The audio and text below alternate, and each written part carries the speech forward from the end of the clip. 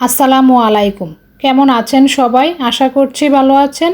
তো আজকের পর্বে আমি আপনাদের করে দেখাবো বাচ্চাদের মোস্ট ফেভারিট একটা আইটেম চিকেন ফ্রাই রেসিপি। তো আশা করি আপনাদের ভালো লাগবে। তো পুরো রেসিপির সাথেই থাকুন। তো আমি এখানে চিকেন ফ্রাই করার জন্য আমি একটা ফার্মের মুরগি কেটে নিয়েছি আর আমি পিসগুলো করেছি রেগুলার সাইজ। তো প্রথমে আমি এখানে লেবু রস ভালোভাবে মেখে নিয়েছি চিকেনের পিসের সাথে। তারপরে দিয়ে দিলাম লবণ, তারপরে দিয়ে দিলাম এখানে মরিচের গুঁড়া, তারপরে দিয়ে দিলাম জিরার গুঁড়া, তারপরে দিয়ে দিলাম ধনিয়ার গুঁড়া, আর এখন দিয়ে দিচ্ছি এখানে সাদা গোলমরিচের গুঁড়া, তারপরে দিয়ে দিলাম টমেটো সস পরিমাণ মতো, এখন দিয়ে দিব সয়া সস পরিমাণ মতো। আর সয়া সস লবণের পরিমাণ বুঝে দিতে হবে। তারপরে এখানে দিয়ে দিলাম আদা পেস্ট, এখন দিয়ে দিলাম রসুন পেস্ট, এখন আমি এখানে দিয়ে দিব একটা ডিম। এখন ভালোভাবে মেখে নিব। সমস্ত ইনগ্রেডিয়েন্টস চিকেনের পিসের সাথে ভালোভাবে মেখে নিতে হবে। তো আমি মেখে নিচ্ছি ভালোভাবে মেখে নেওয়ার পর আমি এখানে কিছু কর্নফ্লাওয়ার দিয়ে দিলাম। তারপর সাথে আমি অল্প কিছু ময়দাও দিয়ে দিব। এই যে ময়দা দিয়ে দিলাম, মানে 2 চামচ কর্নফ্লাওয়ার দিলাম আর 3 চামচ ময়দা দিলাম এখানে।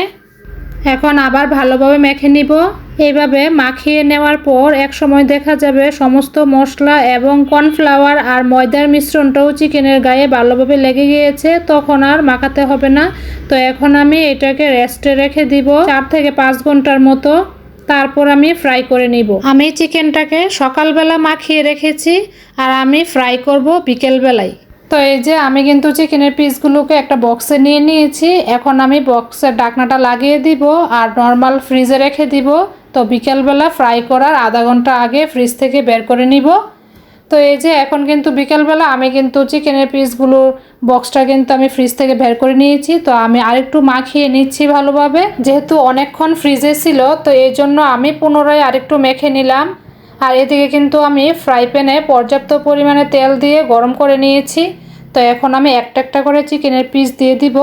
আর আমি একটা একটা পিস আলাদা আলাদা করে দিয়ে দিই, যাতে একটার সাথে আরেকটা লেগে না থাকে। একটু ফাঁকা করে দিলে আমার মনে হয় ভালো হয়। তো এই জন্য আমি আলাদা আলাদা করে একটু দূরে দূরেই দিচ্ছি, যাতে একটার সাথে একটা লেগে না যায়। তো এই যে এইভাবে কিন্তু আমি সবগুলো চিকেনের পিস দিয়ে দিলাম। তো আমি দুইবারে ভেজে নিব, একবারে দেওয়া যাবে না। তো এই জন্য আমি দুইবারে ভেজে নিচ্ছি। এই যে প্রথম ব্যাচ কিন্তু এক পাশ হয়ে গিয়েছে, তো আমি একটু নেড়ে দিচ্ছি। তো এখন আর 2-3 মিনিট ভেজে নিলেই কিন্তু প্রথম ব্যাচ হয়ে যাবে। তো এই যে চিকেনগুলো কিন্তু ফ্রাই হয়ে গিয়েছে। তো এখন আমি একটা স্ট্রেনারের সাহায্যে চিকেনের পিসগুলো ফ্রাই প্যান থেকে তুলে নিব। তো আমি একটা প্লেটের মধ্যে টিস্যু দিয়ে দিয়েছি, যাতে এক্সট্রা তেলগুলো টিস্যুটা টেনে নেয়, এই জন্য। তো সবগুলো তো নিয়ে নিয়েছি। এখন আমি দ্বিতীয় ব্যাচে আবার দিয়ে দিব বাকি চিকেনের পিসগুলো। তো প্রথম ব্যাচের মতো আবার একইভাবে আমি দ্বিতীয় ব্যাচও বেজে নিব। আর এভাবে চিকেন ফ্রাই করলে এত মজা হয়, বাচ্চারা তো পছন্দ করে, সাথে কিন্তু বড়রাও খুবই পছন্দ করে। চিকেন ফ্রাই পছন্দ করে না এমন কোনো মানুষ নেই বললেই চলে।